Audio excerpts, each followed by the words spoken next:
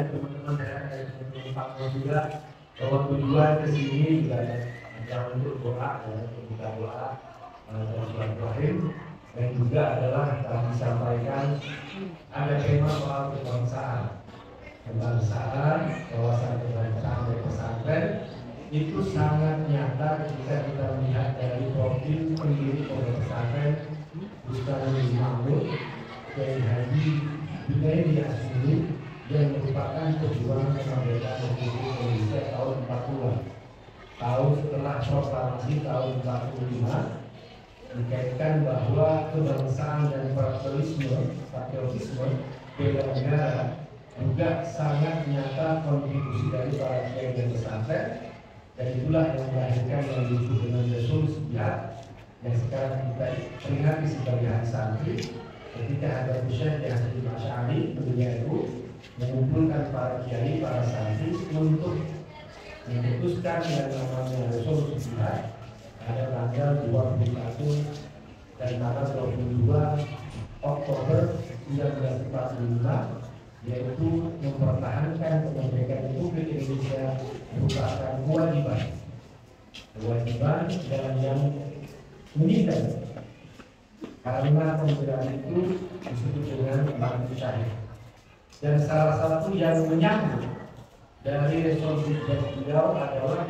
Kiai Haji Junaidi Asmuni yang waktu itu ada di Pamekasan, yang melawan tentara Belanda, agresi militer yang kedua dari Surabaya kemudian ke Madura dengan pasukannya Hizbullah di Pamekasan. Kemudian karena perlawanan dari Kiai Haji Junaidi Asmuni tersebut, beliau dikejar habis-habisan oleh Belanda. Kemudian beliau hijrah ke Pulau Madura atau Pulau Jawa ya, bersama pengasuh dari Paiton sampai Paiton Tanjung Nur Jaya. Dan beliau awalnya diterima oleh Kiai Samsul Arifin di Sukoharjo di sana beberapa bulan. Setelahnya mendapat isyarat melalui mimpi melihat cahaya dari tenggara dari arah selatan Pulau Jawa Banyuwangi. Kemudian disampaikan bahwa setelah itu Kiai Syamsul, pengasuh dari Pondok Pesantren Salafiyah Syafi'iyah Sukoharjo, memberikan jauh agar Kiai Junaidi Asmuni bergerak menuju selatan Pulau Jawa dan menuju tempat yang kita sebut sekarang sebagai Pondok Pesantren Bustani Mahmud. Jadi kalau bicara soal kebangsaan dan bela negara, itu benar-benar sudah dicontohkan secara nyata oleh pendiri pondok pesantren ini, sehingga beliau pada tahun 50-an mendapat penghargaan dan pengakuan dari tentara bahwa beliau termasuk dari pejuang yang membela kemerdekaan Republik Indonesia. Kemudian setelahnya pesantren ini disampaikan oleh Gus Andi tadi, dilanjutkan oleh putra beliau yaitu Kiai Haji Zarkasi Junaidi, dan juga dari menantu dari Kiai Haji Junaidi Asmuni yaitu Kiai Haji Muafiq Amin, yang sekarang menjadi pengasuh dari Pondok Pesantren Bustani Mahmud bersama dua putra dari Kiai Zarkasi yaitu Kiai Haji Lukman Hakim Zarkasi dan Kiai Haji Taufik Sulaiman Zarkasi.